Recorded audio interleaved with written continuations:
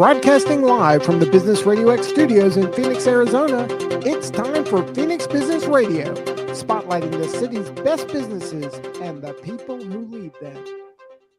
Welcome to Phoenix Business Radio, broadcasting live from the Max 6 Entrepreneurial Center right here in Tempe, Arizona, where we help build businesses and connect you with the right people. We are very excited to introduce you today to Jennifer Drago, Peak to Profit. She's the CEO, and I'm sure we have a lot to talk about around strategy and operational development and all the great things that you do to help your clients. Welcome to the studio.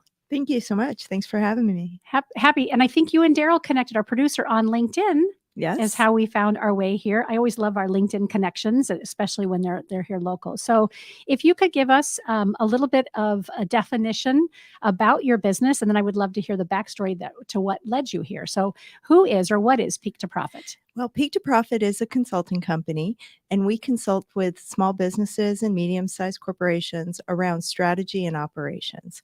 So what does that mean? That means everything from creating a vision for where the business is headed to creating a strategic plan with goals to get there. Sometimes it's facilitating board discussions because I work with a lot of nonprofits, and my career has been predominantly in nonprofits.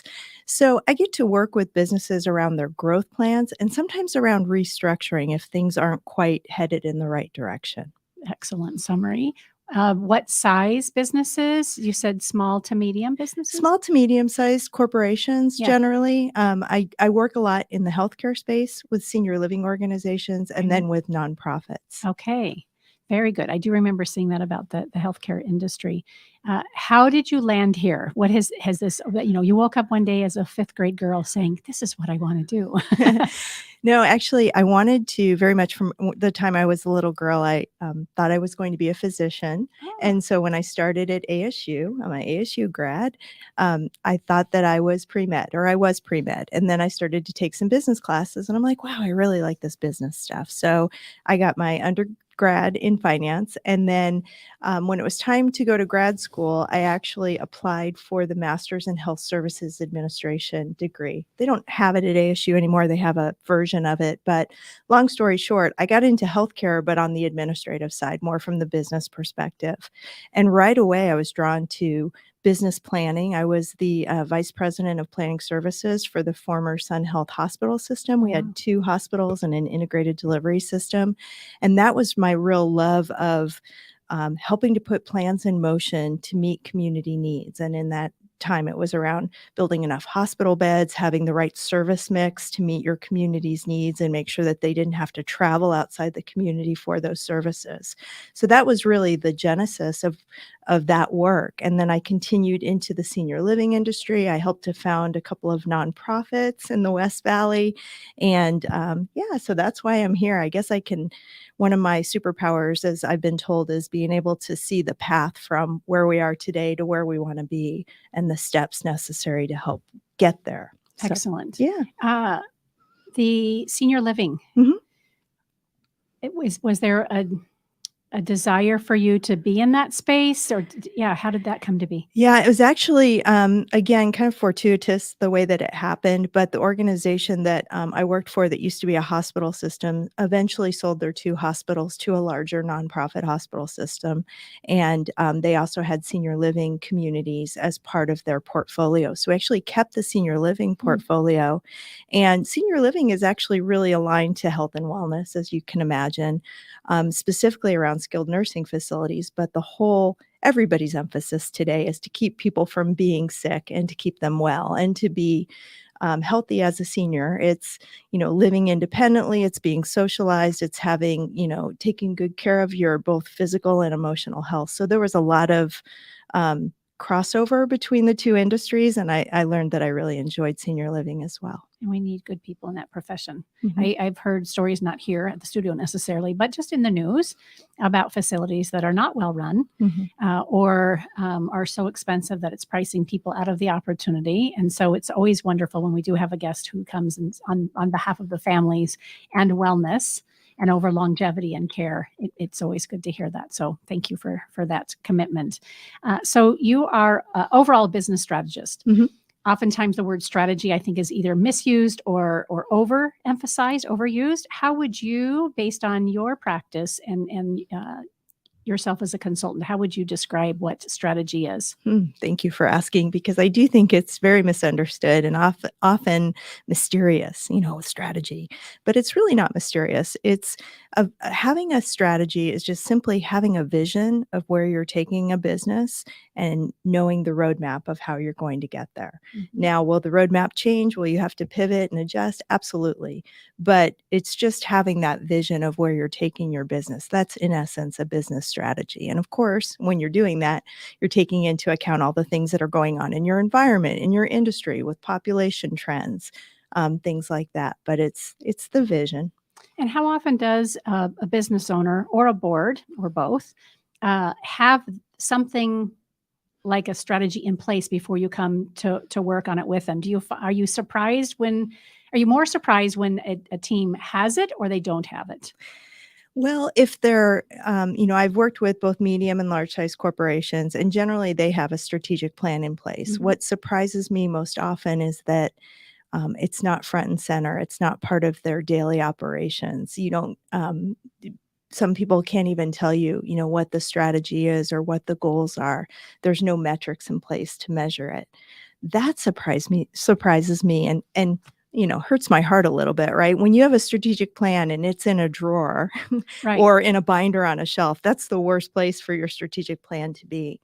Now, the smaller organizations tend to not be as rigorous with their strategic planning. Mm-hmm. They may not have goals in place. And so, that doesn't often surprise me when I get into a smaller organization and they don't have a well-defined strategy. And then I'm sure they embrace it once they're working with you, and you help them keep it as an active living document, is what I'm hearing you say. Yeah. So once you have a vision and you have goals for your organization, it's important that it's cascaded through the organization to all management levels. So Mm-hmm. everybody has ownership in those goals. It's important that everyone from the frontline employees to the top exec team understands the goals and why they're important. And it's also important that you measure them on a regular basis. Measure your metrics. You have a set of OKRs or KPIs, Mm-hmm. right? Objectives and key results or key performance indicators, something that relates to those goals that you're going to keep an eye on. So, if you're making progress. Right. What is it? You can't, if we're not measuring it, you can't, if it doesn't get measured, it doesn't matter. Right. Yeah. Yeah. That's scary. That's worrisome as a business. Absolutely. So strategy and goals and keeping it as a living document, working document, everybody knows what they're doing.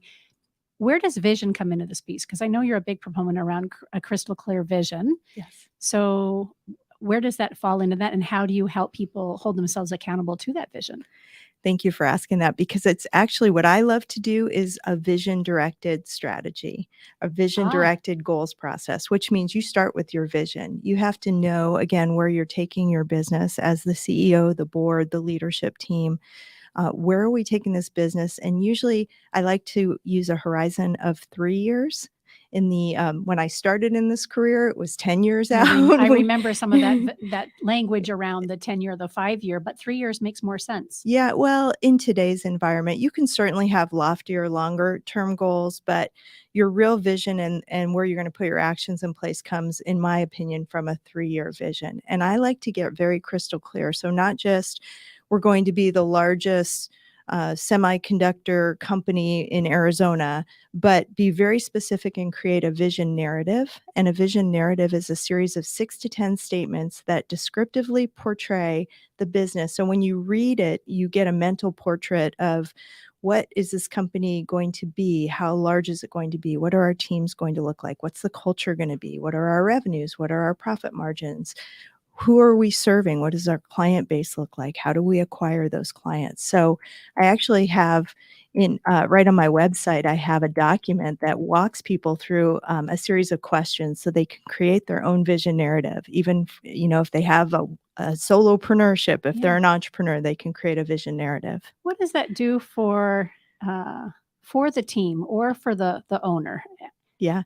Having that vision and being able to be so descriptive and so descriptive does a couple of things. One, it's a rallying cry for your team members, right? So if you keep this document in front of them and you're constantly referring to it, everybody knows where that organization is headed. There's nothing left to the imagination other than, how can I help the organization get there? And I think that's what it really does, is it crystallizes the action from your team members, but it just gets everybody kind of on the same page. So I like to use the example of, if I told you I want to increase my business revenue in the next year, you might be thinking, she wants to increase it maybe 20%, 10%. No basis of reference there, right? But if I say I want to increase it by $200,000, which is how specific that vision is going to be, everybody has the same metric that they're using, and they'll know when they're successful in getting there. And without that clarity, everybody may have their own opinion about what they're doing and missing the mark if there is no mark that's clearly defined. Right. The other thing that I love to say that a vision narrative does, I mentioned it's a rallying cry for your team members, but sometimes as leaders in our business, we don't always think about the impact that an individual employee can have. They may have a great idea, especially if they're frontline of, how to make your operations more streamlined or how to increase your profitability or your efficiency. And so again, when they know where the business is headed, they can offer those ideas and feel empowered as part of the team to offer those ideas. With that in mind, how often do you have to help a business owner or an executive leader embrace those ideas? Does that come, the whole culture piece, and does that come into play in the role that you do? It does, because sometimes leaders want to hold that, the goal setting, the vision making close to the vest. I mean, they feel their own ownership to it, and they feel like that's their job. And it very much is, but I feel like there's a huge missed opportunity if we're not communicating that to our employees and engaging them in that conversation. Especially boots on the ground who are either, client facing or product facing. They're seeing it day in and day out and probably saying to themselves, why do we do it this way? It would make so much more sense, XYZ. 100%. Or they go ahead and make that shift when no one else knows about it. Right. And so to have that forum and that open communication obviously makes a difference. And then I'm guessing they are more vetted and more excited once their voice is heard and those opportunities are implemented. Right. Yeah. And think about that type of culture, right? It's the engagement of employees in that culture, and everybody truly has ownership for the end result. And that's a place I would want to work, right? And I would stay long term. And honestly, with our workforce and labor shortage challenges that we have today, I think that this is a really important topic. Yes.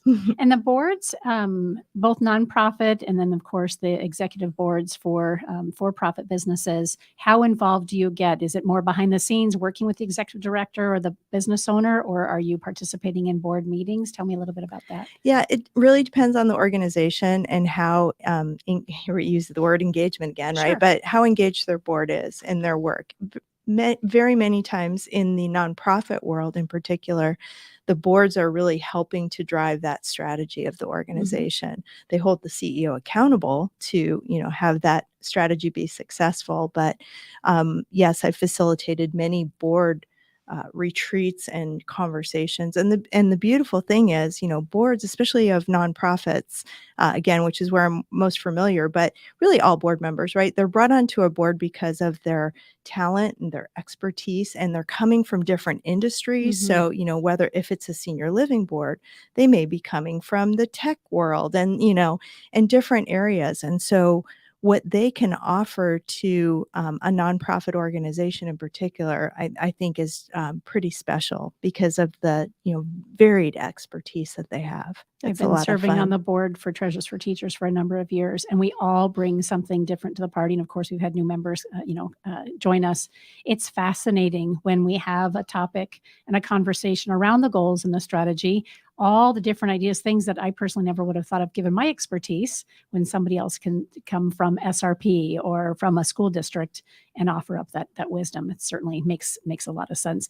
Do you also help and other businesses create those board moments? Have you worked with businesses in the 30 years you've been doing this, where you've said it's time for a board? Yes, yes, and or it's time to morph your board, right? Because there's what we often don't consider, and again, this comes probably more from the nonprofit Sure. world, is that there's life cycles of boards, right? So when a nonprofit is getting started, it's going to be generally you have a working board. You have passionate people who really believe in the mission of the organization, and they're doing a lot of the boots on the ground work. And then as it transitions over time, your board needs to be more in development and fundraising, depending on that fundraising mission of the organization. So yes, I would say I generally work with organizations that have a board when I come in, but it's how are we strengthening the board or changing the role of governance in the organization to match the organization's life cycle. Mm-hmm. At the end of the day, Mm-hmm. and you've done a great job, what kind of feedback are you hearing from the people you're working with? Either a phone call or it's an email. When do you feel the most fulfilled? What are you hearing back? Well, I guess the reason I got into healthcare in the beginning and then into, the work that I do is because I love the idea of having an impact on the community at large. And that's why I gravitate toward nonprofits, healthcare, senior living. So knowing that through the work that I've done with an organization or its board, that they're going to have a bigger impact in some way. So they're going to expand their mission, serve more people. That is always really gratifying just in and of itself. It's interesting that you asked that question because I just received some feedback from a client that I had to give bad news to. So we were doing a feasibility analysis. It was in a different state. So, but they were doing a feasibility analysis on purchasing some land for an additional location. Mm-hmm. And the purchase itself would have been viable if their operations were strong. From a profit and loss perspective, but their operations had a lot of challenges and their management structure was not aligned to really at that current time to address those challenges. And so I gave them a series of recommendations and I said, if I were you sitting on the board, it was a nonprofit, if I were sitting on the board, I would not endorse this project. And I said, here's the things that would make this feasible, so I gave them a roadmap basically to fix what they needed to fix. But I got feedback that, my feedback or that my report didn't hold any punches and that they really appreciated, that layer of honesty. But I mean, I had to put myself in their shoes and say, no, this does not make sense at the current Not time. easy to do, but at the same time, obviously with your wisdom and expertise, that's who people are going to get that. And so how great is that they could sit with it and take it in. Yeah. And the person that gave me the feedback was a real estate developer who, I knew he's got years of his own business experience, and I knew was going to be kind of my biggest challenge in working with the board. But he ended up, I think, being one of the biggest fans because he's like, there was no fluff in this report, and she, no punches held back, and she's probably right. Yeah, and she was honest with us. Yeah. Oh, that's a fantastic example. I love that you shared that for you, it's when you know that you're helping an organization give back to the community and serve at a greater capacity. That when I asked that question, I was more listening from a perspective of, when someone says, hey, we made the shift on our team, or we've increased our revenue, or whatever it is. So I love that you have that servant heart that says at the end of the day, this is really around making a difference in our broader community. So that's fascinating. Where do you think that that desire comes from? Is it your upbringing? Did you have an epiphany years ago? Where do you recall knowing that you wanted to be of great service? It's a really good question. I mean, I don't think it necessarily came from my childhood, although my interest in healthcare came from seeing my grandparents kind of have their own health challenges and wanting to make it different for them and trying to help them as they were recovering from different surgeries. But I think it really came from my very first job out of grad school was with the Arizona Hospital and Healthcare Association, a nonprofit. It was a trade association, right? So they were there for advocacy for the hospitals and the healthcare organizations in the state. But we worked on a tobacco tax initiative. We increased Arizona's tobacco tax, at the time, it was the highest in the nation. And we fought the tobacco industry, which was is a hard nut to crack. Yes, they stopped fighting as hard for for other people's initiatives, but ours, boy, they fought us hard and we won. And the dollars went for healthcare for medically indigent, medically needy populations in Arizona. And I think that's probably where it all kind of blossomed in me, that like, wow, we can really, we can do good things here, and particularly in healthcare. And then going to Sun Health, at that time in the West Valley, a true community-focused nonprofit, where they looked out and said, what are we missing to serve these seniors? Because when they were formed to serve Sun City and Sun City West in the West Valley, so predominantly retirement communities. What are we missing here? What can we add? What do we need to add to our service mix? And not always did those services make a profit, by the way. So, they would take profitable services and help them help provide services that weren't necessarily break even, because it was for the greater community good. So I would say those two employment opportunities really kind of sparked my servant leadership. Are you seeing that in the healthcare industry and senior care living specifically, that more and more people are serving, more and more businesses, I should say, serving from that place of we care about the community? Because we always hear so many mixed things about our medical professionals and money and pharma and all that. Are you finding the more that you're in this and an advocate for a community, that more people are coming and running alongside you, or is it still a big fight to be had? I do think that there is a number of people that, have a servant leadership attitude when it comes to working in health or health related fields. What's interesting though, and I'm just going to reach into my history from the Sun Cities. Sun City was and is the city of volunteers. And so at one point when we were operating the hospital system, 2 hospitals, we had over 3,500 volunteers. I didn't know that. Oh my gosh. Yeah. So that senior population, the greatest generation, which was a little bit older, then they were very willing to give back and serve. We've heard, and I think started to see, that generations younger than that greatest generation are less apt to volunteer.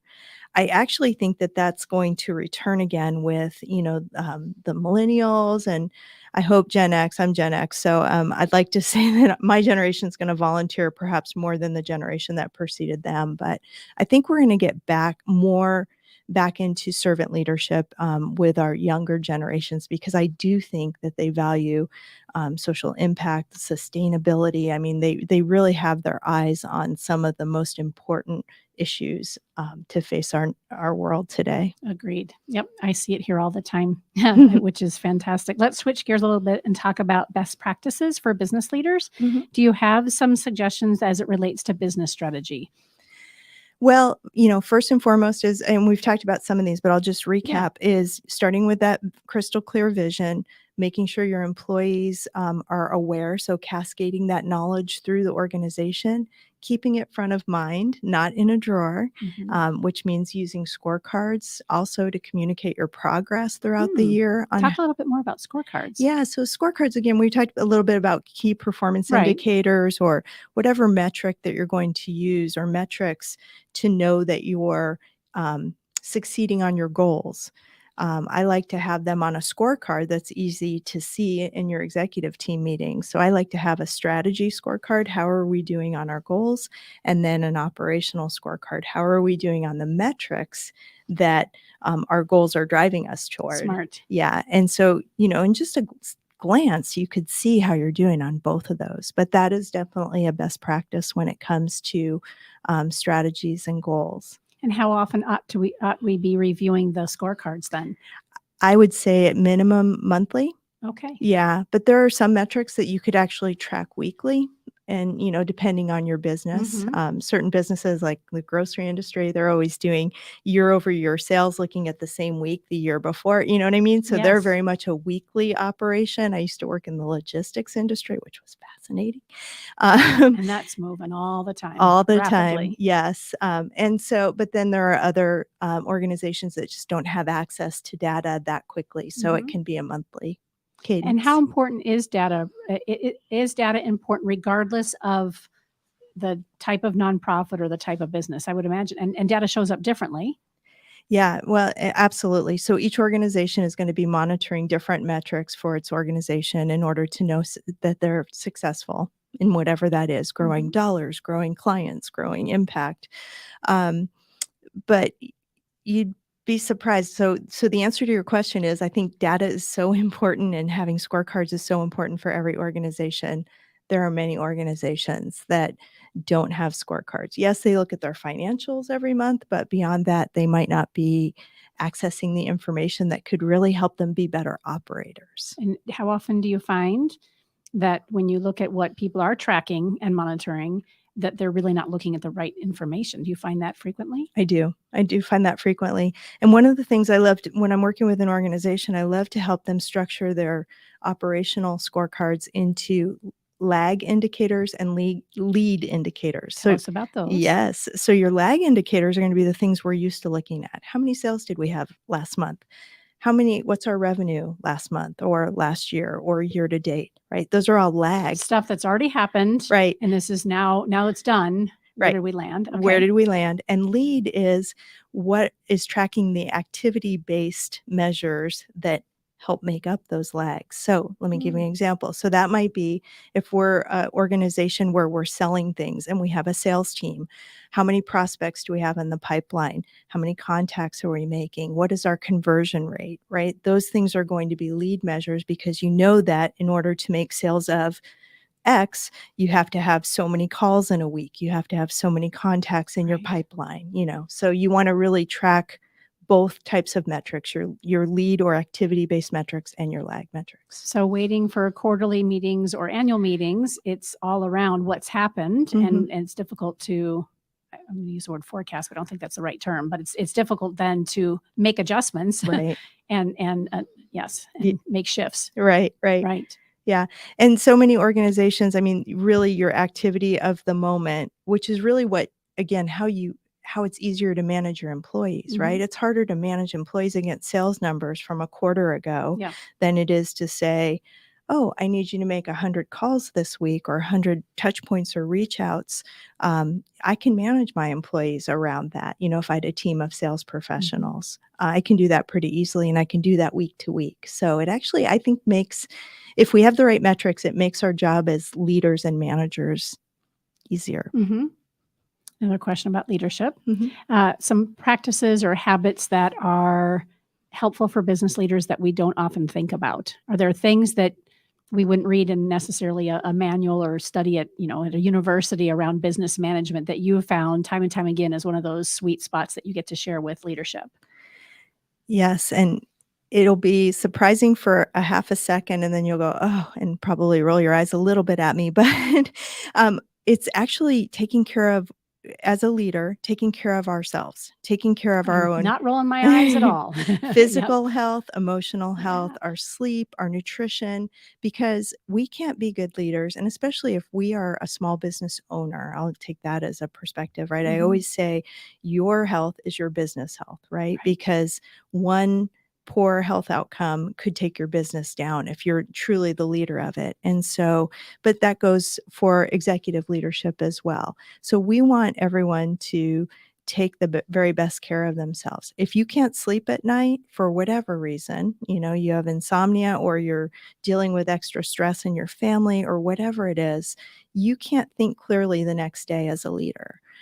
If you're drinking too much caffeine and eating sugar too much, your brain is going to function differently than if you ate well for your body. So, I mean, it sounds just a little, kind of trite or maybe overused, but it is so important. And the reality is, when you look at those Fortune 500 companies and you look at their leaders, they're exercising an hour a day. Mhm. They're in great shape and taking care of themselves. And that's no surprise that, they're operating at that high leadership capability, given, the fact that they take such good care of themselves. It's foundational, isn't it? It is. Yeah, just like having a goals and having a vision in place, being able to model healthy, well-rounded living as a leader, and having the stamina Right. to sustain a long-term success is huge. Yes. And Yeah. you just said something really important that I want to restate, which is role modeling, right? So when you're a leader and you're taking good care of yourself, you're modeling that for your employees. Mhm. And what do we want for our employees? Yeah, I mean, as a business leader, I could say I want efficient, effective, competent employees. But the bottom line is I want my employees to be healthy and happy and well-rounded and enjoy life and enjoy their work that they do. So I love it. Where do we stay in touch with you, and how do we find you? There's a website. yes. So my website is Peak to Profit, PEAKTO profit.com. And so I have weekly videos on there. We have lots of content. You can sign up for a free strategy session if you want any help with your business. I have that vision narrative I was thinking about workbook that. Yeah. on there. And then also LinkedIn is my preferred platform. So Yeah. you can find me on LinkedIn at LinkedIn/in/Jennifer Drago. Love it. Yes. It's been a pleasure to get to know you. Is there anything that I didn't think to ask that you feel like on your way over, you're thinking, oh, I want to make sure I share this story or this antidote? I think you've really covered it. You've hit the nail on the head and talked about all of the things that I'm passionate about. So Good. thank you so much. Well, thank you for joining us and trusting Daryl, our producer and studio manager, to come and spend some time with us today. You bet. Excellent. You've been listening to Phoenix Business Radio, broadcasting live from Max 6 Entrepreneur Center in Tempe. Some media leans left, some lean right, and we lean business. Until next time, I'm Karen Nowicki. Thanks for listening.